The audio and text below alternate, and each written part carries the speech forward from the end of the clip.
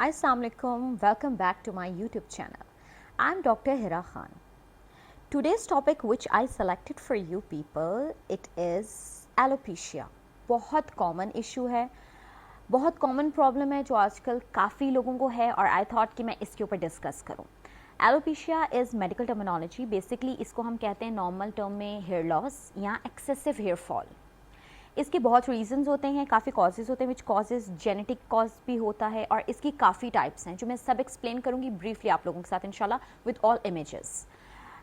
उसके बाद हम इसका ट्रीटमेंट भी डिस्कस करेंगे. बेसिकली हम थोड़ा साइंटिफिक स्टार्ट लेंगे.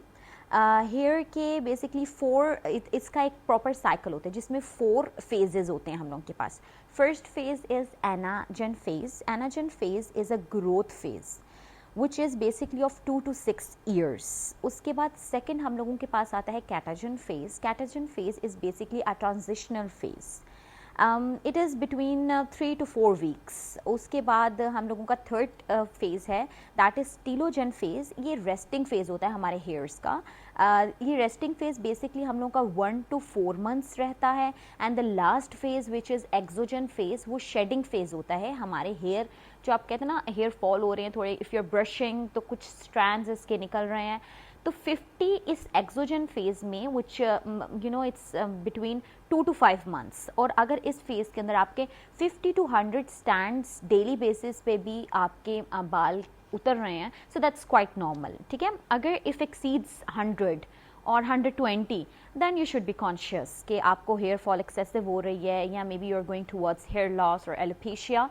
तो उसके लिए बहुत ज़रूरी है कि आप जो है वो नेचुरल ट्रीटमेंट लें. प्राइमरी हम लोग ओरल मेडिकेशन देते हैं, वो ट्रीटमेंट ले लीजिए. टॉपिकल एप्लीकेशंस होती हैं वो ले लीजिए. या if it's you know regression बहुत ज़्यादा हो गई है then you have to go for the procedures. अब हम डिस्कस कर लेते हैं कि एलोपेशिया की टाइप्स क्या क्या हैं. काफ़ी हैं, मैंने ब्रीफली आप लोगों के साथ डिस्कस करनी है और साथ में इमेज भी स्क्रीन पे चलाऊंगी और इसमें हम डिस्कस करेंगे कि मेल एंड फीमेल में किस तरह का ये एलोपेशिया शो करता है. So you can also you know recognize if you are suffering from it. First हम लोगों की टाइप है that is androgenic alopecia. It is the most common type of alopecia. Androgenic alopecia के नाम जो है उसके अंदर ही है कि androgen genetic related alopecia means hair loss. तो androgen genetic related alopecia hair loss है ये बेसिकली. इसके अंदर क्या होता है अगर हम देखें स्क्रीन पे आप लोग देख सकते हैं कि जो मेल है उसके पैटर्न लॉस किस तरह हेयर लॉस हो रहा है एंड जो फीमेल है उसका किस तरह हेयर लॉस है. It's on the screen basically. और उसके बाद हम देखेंगे कॉजेज़ मेल में क्या होते हैं. मेल में बेसिकली ये जीन्स जेनेटिकली होते हैं. जेनेटिकली अगर मैटरनल साइड या पैटर्नल साइड्स पे हेयर लॉस या एलोपेशिया का कुछ फैक्टर्स हैं, you know it comes in genes. इसमें क्या होता है कि आप जेनेटिकली आपके जो हेयर फॉलिकल होते हैं they become sensitive to DHT. DHT is a very important hormone that's dihydrotestosterone. और ये जब सेंसिटिव हो जाता है हमारे हेयर फॉलिकल की तरफ, इसकी सेंसिटिविटी होती है तो it causes the shrinking of our hair follicles. Hair follicles की जब श्रिंकिंग होती है, you know it causes the thinning of hair and excessive hair fall होता है, हेयर लॉस होता है, बाल्ड की तरफ आपकी जो स्कैल्प है वो चली जाती है.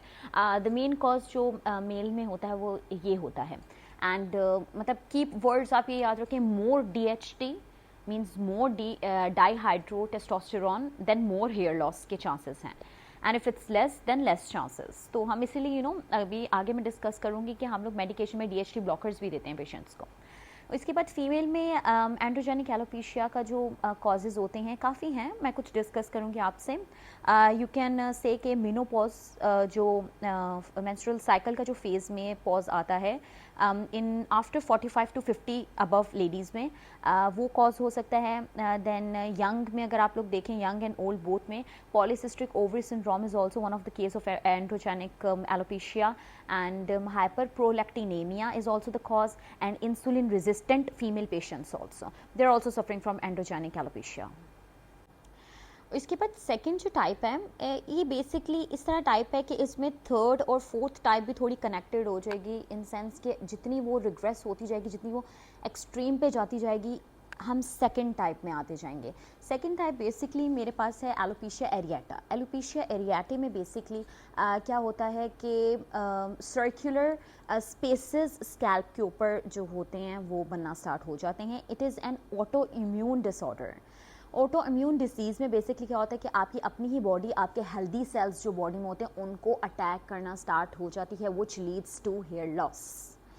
तो एलोपेशिया एरिएटा की ये आप स्क्रीन पे देख सकते हैं कि मेल और फीमेल में ये किस तरह हो जाती है, और ये सर्कुलर स्पॉट्स, सर्कुलर पैचेस की फॉर्म में नज़र आ रही होगी आपको स्क्रीन के ऊपर। और इसके अंदर बेसिकली अगर ये ज़्यादा बढ़ती जाए तो it leads to our next type which is basically alopecia totalis. Alopecia totalis में क्या होता है, सिर्फ स्कैल्प के ऊपर पैचेस नहीं पड़ते, आपकी आईब्रोज, आपकी आई लैशेज़ और आपकी बियर्ड, फेशियल एरिया और बियर्ड में आप देखेंगे पेशेंट्स में, ये मैं आप लोगों को स्क्रीन के ऊपर दिखा रही हूँ। आप लोग देखिए इस इमेज के अंदर जो मेल पेशेंट है उसकी बियर्ड के ऊपर स्पॉट पैचेस पड़े हुए हैं, सर्कुलर पैचेस पड़े हुए हैं, and this patient is suffering from alopecia totalis. ये जब बढ़ती है थोड़ी, then it leads to our next type, that is alopecia universalis. Alopecia universalis is very extreme. इसमें आप लोगों के बेसिकली जो है वो हेयर के, ये भी ऑटो इम्यून डिसऑर्डर ही है, इसमें स्कैल्प के हेयर, आईब्रोज के हेयर, आईलैशेस के hair, facial beard hairs, as well as आपके जो पर्सनल पार्ट्स, प्यूबिक एरिया हो गया उसके facial hairs, underarms hairs, ये सब हेयर जो है ना वो भी लॉस हो जाते हैं। लाइक ऑलमोस्ट आपकी चेस्ट के हेयर, पूरी बॉडी के जो हेयर हैं दैट स्टार्ट्स लूजिंग।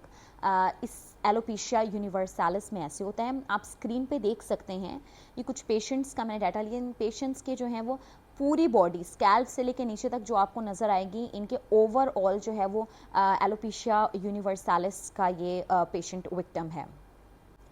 इसके बाद हमारी नेक्स्ट टाइप आती है, that is basically diffuse alopecia areata. इसमें डिफ्यूज्ड थ्रू स्कैल्प होती है, डिफरेंट जगह से डिफ्यूज्ड फॉर्म में हेयर लॉस। ये बेसिकली इसके कॉजेज़ भी होते हैं, आप कह सकते हैं nutritional deficiency, you can say zinc की डेफिशिएंसी जिन पेशेंट्स के अंदर है, और जिन पेशेंट्स के अंदर फोलेट डेफिशिएंसी है, फेरेटिन डेफिशिएंसी है, as well as vitamin D3 deficiency है, उनके अंदर ये वाला एलोपेशिया होता है, डिफ्यूज़ एलोपेशिया एरिएटा, और बहुत कॉजेज़ होते हैं। ये आप स्क्रीन पे देख सकते हैं patients, male and female patient के, आप स्कैल्प को देखिए कि इनको किस तरह डिफ्यूज़ एलोपेशिया एरिएटा हुआ हुआ है। उसके बाद नेक्स्ट हमारे पास टाइप आती है, that is alopecia areata ophiasis. Alopecia ophiasis के अंदर हम लोग देख सकते हैं कि पेशेंट्स, स्क्रीन पे आप लोग देखिए कि पेशेंट्स मेल फीमेल भी अगर आप देखें, या अगर मेल पेशेंट आप देख रहे हैं ऑफियासिस का, तो उसकी जो साइड्स होती हैं, साइड्स पे उसके बाल उतरना स्टार्ट होते हैं, हेयर लॉस होता है। यहाँ बैक साइड होती है जो हेयर की, हेड की, उस साइड से जो है ना वो बाल उतरना स्टार्ट होते हैं। तो back side and along the sides, वहाँ से बाल जो है ना हेयर लॉस स्टार्ट होते हैं इन पेशेंट्स का। उसके बाद नेक्स्ट टाइप हम लोगों की आती है alopecia बार्बे। Alopecia बार्बे is basically, screen पे आप लोग देखिए कि इसमें जो पेशेंट मैं आप लोगों को दिखा रही हूँ, इस पेशेंट के जो बियर्ड है, मुस्टैश एरिया है, यहाँ पे पैचेस पड़े हुए हैं। ये बेसिकली पूरी बॉडी के तो हेयर बिल्कुल ठीक होते हैं इन पेशेंट्स के, लेकिन एलोपेशिया बार्बे वाले पेशेंट्स जो है ना उनके बियर्ड वाले एरिया में पैचेस पड़ना स्टार्ट हो जाते हैं। They start losing their hair from that part. हम लोग की नेक्स्ट टाइप जो आती है, that is basically cicatricial alopecia.